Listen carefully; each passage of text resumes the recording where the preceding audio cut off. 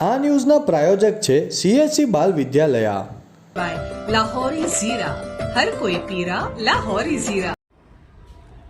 Kolkata rape કેસમાં junior doctor એસોસિએશનના ડોક્ટરોએ સિવિલ હોસ્પિટલ ખાતે હડતાળ કરી રેલી યોજી.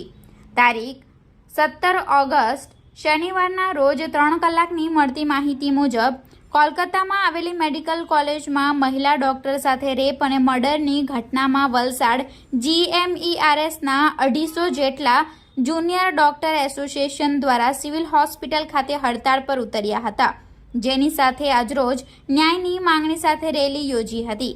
આ રેલીમાં પરિવારને ન્યાય મળે તેમજ આ કેસમાં આરોપીને સજા થાય તેવી માંગ સાથે તેમજ રાજ્યના તમામ ડોક્ટરોની સુરક્ષાને ધ્યાન બાબતે પગલાં લેવામાં આવે તેવી માંગ સાથે રેલી યોજવામાં આવી હતી.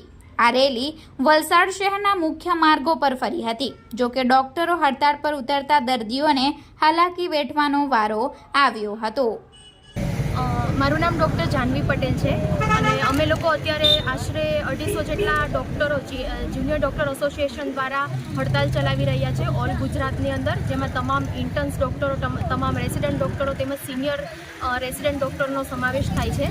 અને અમારી આ હડતાલ પશ્ચિમ બંગાળની અંદર કોલકાતામાં RG Kar મેડિકલ કોલેજની અંદર તારીખ 9 તારીખે રાતે જે એક ચેસ્ટ મેડિસિનના સેકન્ડ યર રેસિડેન્ટ ડૉક્ટરનો તેની જ હોસ્પિટલમાં તેના જ સેમિનાર રૂમમાં રાતે રેપ કરી અને તેનું મર્ડર કરવામાં આવ્યું. અને તે લોકોને જે અધિકાર છે તે તેમને જલ્દી મળે, તેમને ન્યાય જલ્દી મળે, એના માટે અમે આ લડત ચલાવી રહ્યા છીએ, તેમના સપોર્ટ માટે અને તેમના ન્યાય માટે. અને અમારી માંગણી એ છે કે આવા જઘન્ય અપરાધ કરનારા લોકોને તરત ને તરત જલ્દીથી સજા આપવામાં આવે. તેમાં ગેંગરેપની પણ એવી આશંકા કરવામાં આવી છે કે ગેંગરેપ થયો હતો, તો એ ગેંગરેપના બધા રેપિસ્ટને તરત ને તરત જલ્દીથી પકડી અને તેમને કડકમાં કડક સજા આપવામાં આવે અને આવું ફરીથી કોઈ અપરાધ ના થાય ને તેના માટે કાયદાની જોગવાઈ કરવામાં આવે.